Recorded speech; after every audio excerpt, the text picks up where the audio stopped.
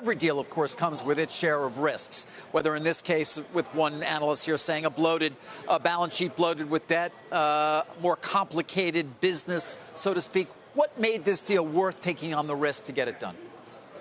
Well, first and foremost, we get incredible brands, incredible capabilities, and a great management team.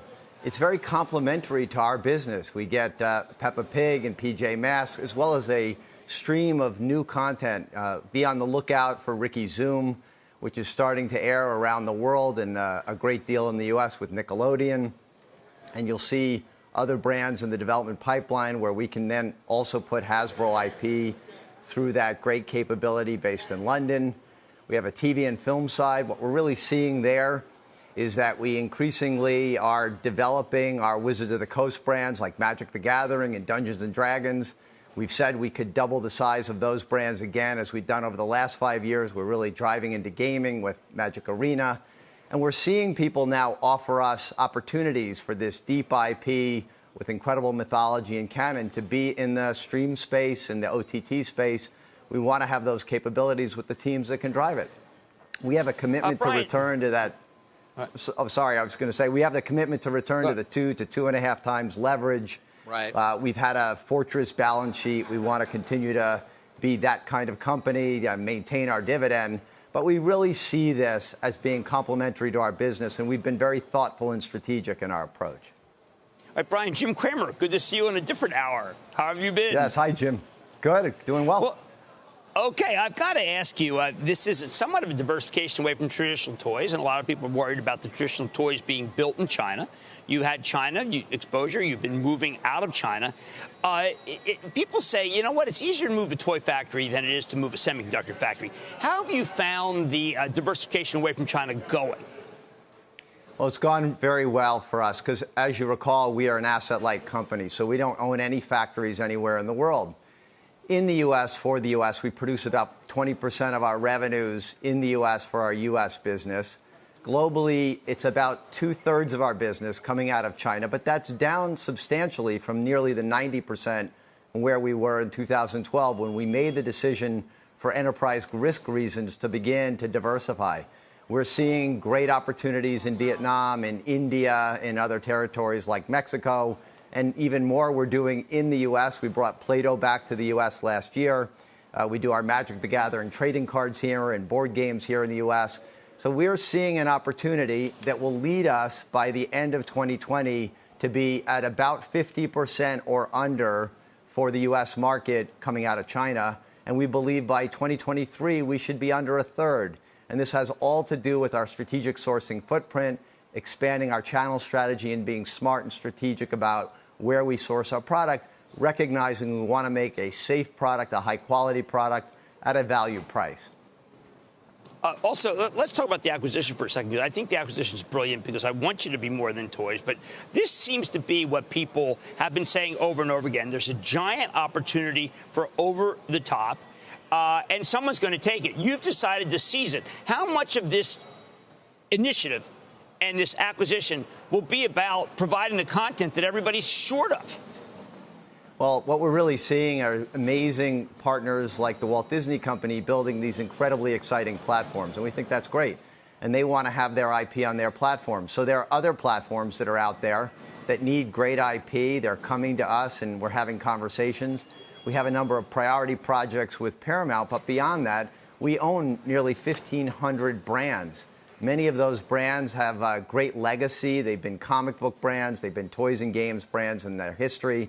They have great mythology, and we need that bandwidth, great storytellers and the management team and the capabilities, along with eOne, who brings this profitable television and film business with best practices in how they go to market around the world to help accelerate our efforts. This really does change our revenue and earnings profile, our thought process about our growth rate over time.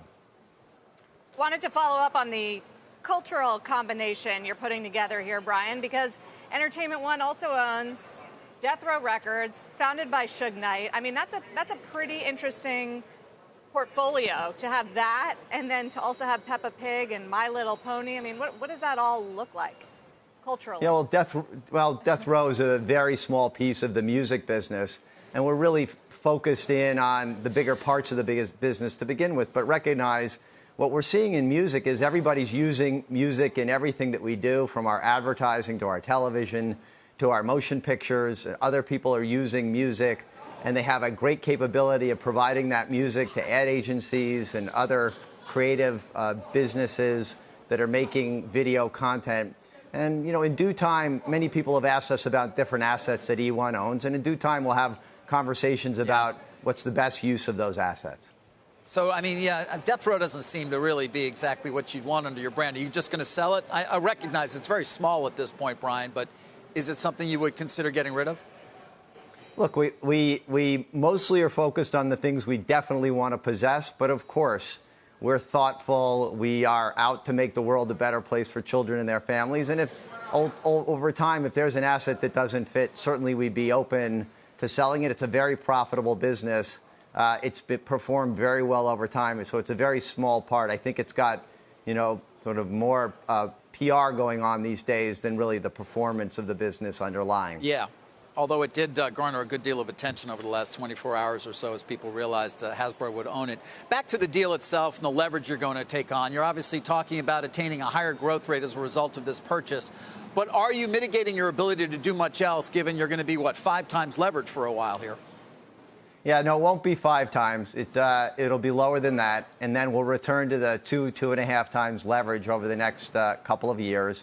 We have a real game plan on how to do that. Our finance team has done an excellent job of planning this out. We will have an equity offering of between $1 billion to $1.25 billion, which immediately starts us deleveraging and moving forward. We have operating cash flows that we've identified as $600 to $700 million a year just from Hasbro's core business, and we continue to see that as our target.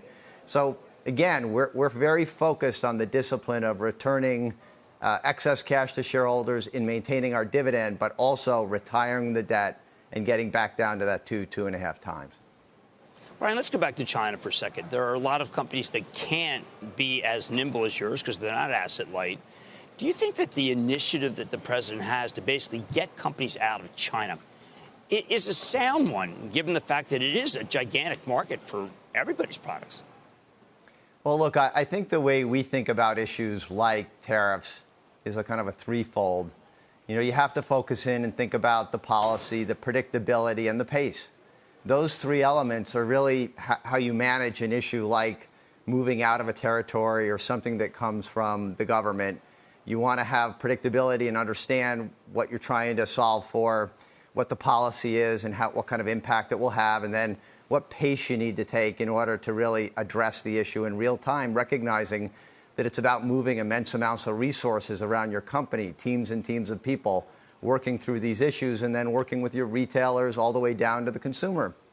So we would say that we're on this journey already. We really feel that we're on our game here, and we do see our capabilities, our ability to get to that about a third of our business out of China. But we have to ensure that we have great partnerships for great high-quality product made at the right kinds of prices in other territories. It just takes some time. So again, I'm glad to see that the administration had put off putting tariffs on our category until later, closer to the holidays. I hope that we can continue to have a very productive dialogue there and continue to think about whether that's the best opportunity for the administration to put tariffs on right before Christmas. Because, again, we think that we are moving in that direction. We believe we can lead the industry in the direction of a bigger, broader strategic footprint rather than just having to go through the process of onboarding tariffs. Sorry, Brian, how do you think about the fact that you're going to have, let's call it at least 10%, if not more, on your products? Is that going to be passed along to the consumer? Are your efforts going to somehow mitigate the margin or the cost of that internally? What are we going to see? Well, the way it works is we are the importer. So tariffs really aren't applied until you import the product. It doesn't happen as you leave China because the products go all around the world. So it's the importation of the products into the U.S. So therefore, we bear the cost. And we're having conversations with our retailers. Of course, we will pass along those costs. We've always talked about trying to maintain our gross margin and operating margin, pass along those incremental costs. Obviously, there's other supply chain elements to this because we need to bring in some more domestic inventory because the direct import programs that we use with our retailers really diminish in a tariff environment because, of course, we need to be able to bring the product in at our cost of goods.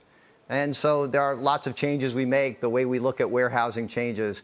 But yes, we can effectively pass on those costs. Ultimately, those costs will be borne by the consumer over time.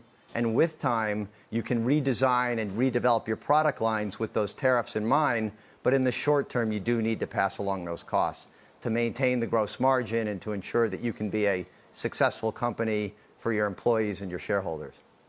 Brian, we keep hearing how difficult it is for companies to be able to switch their supply chain, move to Vietnam very hard. I certainly am not hearing that from you. Well, look, we are asset light. And look, I think Vietnam, if you really think about it broadly and more strategically, I think Vietnam is a great opportunity for our industry over the next 4 to 5 years. It does not have the capacity or capability in total that China has. And so we're also looking simultaneously at accelerating in India and other territories that does have the kind of capacity and capability. And frankly, lots of manufacturers there who are already working in regulated industries like the automotive industry who can make a very safe product for us. We're seeing great progress on new product lines for brands like Nerf coming out of India. And you'll continue to see us, stretch our capabilities. We have an amazing supply chain sourcing team around the world, and again, being very thoughtful about where we put our products into the future. Brian, back to domestic for a final question. I mean, you've clearly proven that you can thrive in a post-Toys R Us world. We've seen that in the results. We've seen that in the stock price this year. Just as someone who's covering a lot of retailers that are trying to get into the toy business and fill that void, who is winning that battle? Where are you seeing the biggest growth in terms of toy sales and specific American retailers? Yeah, so clearly we see incredible acceleration of sales in online and omni-channel. So that includes all our major retailers from Amazon, Walmart, Target. Then, of course, you have new kinds of retailers for us as we expand our channel and our product development. Nerf is working incredibly well at a lot of the sporting goods shops. You have a lot of the gaming shops that focus on the fan. 20% of our business is focused on the fan economy. So we continue to drive in that space. Again, the reasons why eOne makes so much sense as we build content for that fan economy and continue to serve that consumer and audience in multitude of ways. And so as we've expanded the channel and expanded our product innovation strategy, we're able to get to more retailers. So it's many of the retailers that we have grown with over time, but again, an expanding array of retailers here in Europe and around the world.